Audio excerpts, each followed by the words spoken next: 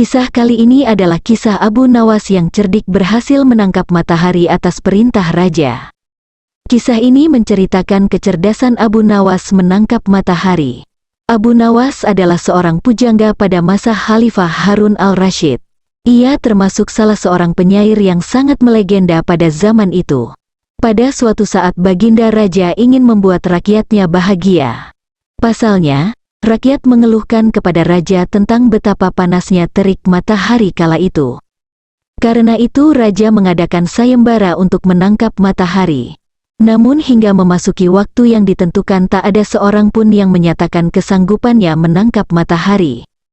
Sang raja pun lalu langsung menunjuk si cerdik Abu Nawas untuk menangani hal ini.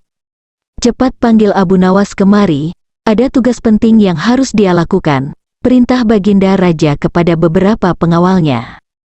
Singkat cerita datanglah Abu Nawas menghadap baginda raja. Ampun Paduka yang mulia, ada apa gerangan Paduka memanggil hamba, tanya Abu Nawas. Begini Abu Nawas, beberapa hari ini saya mendapatkan banyak pengaduan dari rakyatku, jawab baginda raja. Kalau boleh tahu apa pengaduan mereka Paduka yang mulia, barangkali hamba bisa membantu, balas Abu Nawas. Raja akhirnya menceritakan apa yang dikeluhkan masyarakatnya akhir-akhir ini. Kemudian Abu Nawas menanyakan apa yang dikehendaki oleh sang raja dengan kondisi seperti itu. Raja pun kemudian menceritakan idenya untuk menangkap matahari dan menunjuk Abu Nawas untuk melakukannya.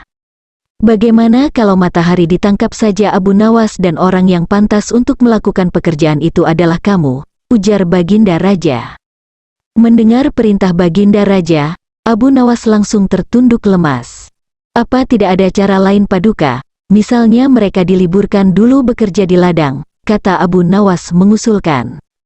Usulan Abu Nawas ternyata tidak diterima oleh sang raja, karena jika mereka diliburkan mereka tidak bisa makan. Tidak bisa Abu Nawas, kalau mereka libur berladang lalu mereka mau makan apa? Jalan satu-satunya matahari harus ditangkap, balas baginda raja. Abu Nawas hanya terdiam. Dalam hati ia berkata mungkin matahari bisa ditangkap, pekerjaan yang mustahil dilakukan. Namun karena ini adalah titah raja, mau tidak mau Abu Nawas harus menerimanya. Sekarang kamu pulang dulu Abu Nawas, dan besok kamu harus kembali ke sini untuk menangkap matahari. Kalau kamu tidak bisa melakukannya kamu akan menerima hukuman, tegas sang raja. Setibanya di rumah Abu Nawas terus memikirkan cara supaya ia bisa lepas dari hukuman. Ia terus memutar otaknya hingga tengah malam, lebih baik aku sholat isya dulu nanti aku malah ketiduran, pikir Abu Nawas. Ia pun kemudian menuju kolam untuk mengambil air wudhu. Saat ia hendak mengambil air bayangan dirinya ada dalam air tersebut. Disitulah akhirnya Abu Nawas mendapatkan ide-ide untuk menangkap matahari. Esok paginya dengan wajah ceria Abu Nawas pergi ke istana menghadap baginda raja. Hai Abu Nawas, apakah kamu sudah siap menangkap matahari? Tanya baginda raja. Saya sudah siap Paduka, tapi saya minta disediakan peralatan untuk menangkapnya, jawab Abu Nawas. Apa yang kau butuhkan? Katakan padaku, balas baginda raja. Abu Nawas kemudian meminta sesuatu yang perlu disiapkan untuk menangkap matahari. Saya minta ember yang berisi air dan juga kantong besar yang tidak bocor, pinta Abu Nawas. Setelah peralatan dipersiapkan, Abu Nawas mengajak salah satu menteri ke tengah lapangan. Kamu lihatkan matahari itu, kata Abu Nawas sambil menunjuk bayangan matahari yang berada di dalam ember berisi air. Sekarang akan aku masukkan ke dalam kantong ini, ucap Abu Nawas sambil memasukkan air yang berada di dalam ember. Sang menteri lantas menghadap pada sang raja untuk mengonfirmasi pekerjaan yang sudah dilakukan Abu Nawas. Sang raja tentu belum percaya sebab panas matahari masih terasa menyengat. Baiklah, sekarang perintahkan pada Abu Nawas untuk membungkus matahari itu dan bawakan padaku, titah baginda raja. Pada menteri yang menghadapnya Abu Nawas lalu menghampiri baginda raja dengan membawa kantong berisi air. Paduka yang mulia, mataharinya sudah aku bungkus dalam kantong ini, tutur Abu Nawas. Hai Abu Nawas, coba kamu lihat keluar, mataharinya masih ada dan aku juga masih merasakan panasnya, sanggah baginda raja. Tak percaya benar yang mulia, tapi sesungguhnya itu matahari kedua, timpal Abu Nawas. Yang benar saja, kamu hanya ada satu matahari di dunia ini, sahut Baginda Raja. Paduka Raja memang benar, jadi ketika matahari berhasil saya tangkap dunia menjadi gelap gulita, lalu Allah langsung menggantikannya dengan matahari yang baru, ujar Abu Nawas. Baginda Raja kemudian memastikan apakah isi kantong besar tersebut berisi matahari atau bukan. Ia pun membuka kantong tersebut, ternyata isinya hanya air. Mana mataharinya Abu Nawas, kamu jangan mengerjai saya, herdik Baginda Raja. Paduka membukanya, jangan di dalam ruangan karena matahari paling tidak suka dengan ruangan tertutup. Pasti dia tidak akan menampakkan dirinya, jawab Abu Nawas beralasan. Matahari hanya mau menampakkan dirinya kalau dia melihat ada saudaranya di atas, ujar Abu Nawas. Lalu Abu Nawas mengajak Baginda ke tengah lapangan dengan membawa kantongnya yang berisi air. Ini saya buka kantongnya Baginda, tuh kan ada mataharinya, tutur Abu Nawas sambil menunjukkan kepada Baginda Raja. Baginda Raja hanya bisa geleng-geleng kepala dengan kecerdikan Abu Nawas. Itulah kisah cerdik Abu Nawas menangkap matahari, semoga terhibur. Kisah kali ini adalah kisah Abu Nawas berikan jawaban cerdas untuk pecahkan soal teka-teki alam yang bikin puas Baginda Raja. Belakangan Baginda Raja Harun al-Rashid terlihat murung. Penyebabnya, semua menteri tidak ada yang sanggup menjawab pertanyaannya.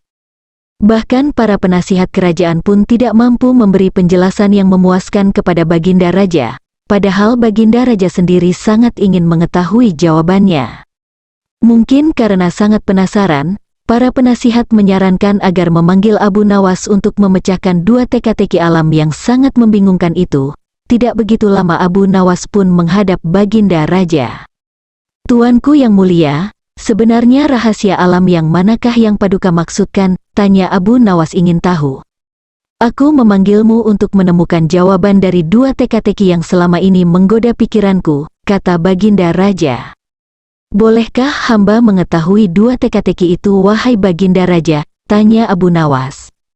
Yang pertama, di manakah sebenarnya batas alam jagat raya ciptaan Tuhan kita? Tanya sang Baginda Raja. Di dalam pikiran, wahai Paduka yang mulia, jawab Abu Nawas tanpa sedikit pun perasaan ragu. Tuanku yang mulia, ketidakterbatasan itu karena adanya keterbatasan, dan keterbatasan itu ditanamkan oleh Tuhan di dalam otak manusia, maka dari itu manusia tidak akan pernah tahu di mana batas jagat raya ini. Sesuatu yang terbatas tentu tidak akan mampu mengukur sesuatu yang tidak terbatas, terang Abu Nawas. Baginda Raja mulai tersenyum karena merasa puas mendengar penjelasan Abu Nawas yang masuk akal. Kemudian Baginda Raja melanjutkan teka-teki yang kedua. Wahai Abu Nawas, manakah yang lebih banyak jumlahnya, bintang-bintang di langit atau ikan-ikan di laut? Kata Baginda Raja. Ikan-ikan di laut, jawab Abu Nawas dengan tangkas. Bagaimana kau bisa langsung memutuskan seperti itu? Apakah engkau pernah menghitung jumlah mereka? Tanya Baginda Raja heran. Paduka yang mulia, bukankah kita semua tahu bahwa ikan-ikan itu setiap hari ditangkapi dalam jumlah besar? Namun begitu jumlah mereka tetap banyak, seolah-olah tidak pernah berkurang karena saking banyaknya, sementara bintang-bintang di langit itu tidak pernah rontok, jumlah mereka juga banyak, jawab Abu Nawas meyakinkan. Seketika rasa penasaran yang menghantui Baginda Raja sirna tak berbekas atas jawaban cerdas Abu Nawas. Baginda Raja memberikan hadiah uang yang cukup banyak kepada Abu Nawas dan istrinya. Soal berburu, jangan anggap remeh Abu Nawas. Hubungan Abu Nawas dengan menteri itu kurang akrab. Bahkan bisa dibilang sedikit musuhan. Soalnya, menteri itu sering iri terhadap kedekatan Abu Nawas dengan Baginda Raja. Abu Nawas menyebut menteri itu dengan nama Abu Jahil. Ya, mirip Abu Jahal di zaman Nabi. Si jahil ini tiba-tiba melontarkan ide kepada Baginda Raja. Ia mengusulkan kepada Baginda, agar acara berburu menjadi seru. Bagaimana bila ada semacam lomba? Hamba ingin beradu ketangkasan dengan Abu Nawas dan nanti pemenangnya akan mendapatkan sepundi emas. Tapi kalau kalah, hukumannya adalah memandikan kuda-kuda istana selama 1 bulan. Tutur Abu Jahil kepada Baginda sembari matanya melirik Abu Nawas. si cerdik itu pun merespon usulan si jahil dengan melengos. Tapi Baginda Raja rupanya tertarik dengan ide sang menteri. Lomba yang melibatkan Abu Nawas pasti menarik dan sangat menghibur, pikir Raja. Lagi pula Baginda ingin juga menguji kedua orang penting di kerajaannya itu. Langsung saja, Baginda meminta Abu Nawas mendekat kepadanya. Raja menjelaskan panjang lebar terkait lomba tersebut. Pada mulanya Abu Nawas enggan menanggapi tantangan menteri itu. Abu Nawas sadar bahwa dirinya bakal masuk jebakan si jahil. Raja memaksanya sehingga Abu Nawas tak mampu menolaknya. Abu Nawas menyadari Abu Jahil adalah pejabat istana yang benci dengan keberadaannya. Ia pasti akan mengerahkan semua anak buahnya untuk menyumbang seekor binatang buruannya di hutan nanti. Abu Nawas pun berpikir keras untuk mengalahkan si jahil. Baik Baginda, siapa takut? Jawab Abu Nawas dengan senyum yang tiba-tiba merekah. Melihat adegan itu Abu Jahil menjadi penasaran dibuatnya. Mana mungkin Abu Nawas bisa mengalahkanku, guman Abu Jahil dalam hati. Akhirnya Baginda Raja mengumumkan lomba yang sudah pasti seru itu kepada halayak ramai. Rakyat berbondong-bondong untuk menyaksikan pertandingan itu. Mereka yang menang adalah yang paling banyak mendapatkan buruan. Terompet adu ketangkasan pun ditiup. Abu Jahil segera memacu kudanya secepat kilat menuju hutan belantara. Anehnya, Abu Nawas justru sebaliknya, ia menaiki keledai yang berjalan santai. Para penonton berteriak-teriak menyemangati. Menjelang sore hari, tampaklah kuda Abu Jahil memasuki gerbang istana. Ia mendapat sambutan yang meriah dan tepuk tangan dari rakyat yang menyaksikannya. Di sisi kanan dan kiri kuda Abu Jahil syarat dengan puluhan hewan yang mati terpanah. Dengan tersenyum bangga menteri ini memperlihatkan semua binatang buruannya di tengah lapangan. Aku, Abu Jahil, berhak memenangkan lomba ini. Lihatlah binatang buruanku banyak, mana mungkin Abu Nawas mengalahkan aku, teriaknya dengan lantang yang membuat para penonton semakin ramai bertepuk tangan. Tak lama kemudian, muncul keledai Abu Nawas. Semua orang meneriakinya dan menertawakannya karena keledai tunggangan Abu Nawas tidak membawa seekor hewan buruan pun. Dari atas keledai Abu Nawas melambai-lambaikan tangannya kepada penonton. Ia memasang senyum tiada henti. Kemudian Raja menyuruh 2 orang pengawalnya untuk menghitung jumlah binatang buruan yang didapatkan oleh kedua peserta. Kesempatan pertama, pengawal menghitung jumlah hewan buruan yang didapatkan oleh Abu Jahil. 51 ekor kelinci, ditambah 7 ekor rusa dan 3 ekor babi hutan, total mendapatkan 60 hewan buruan, kata pengawal yang menghitung dengan suara keras.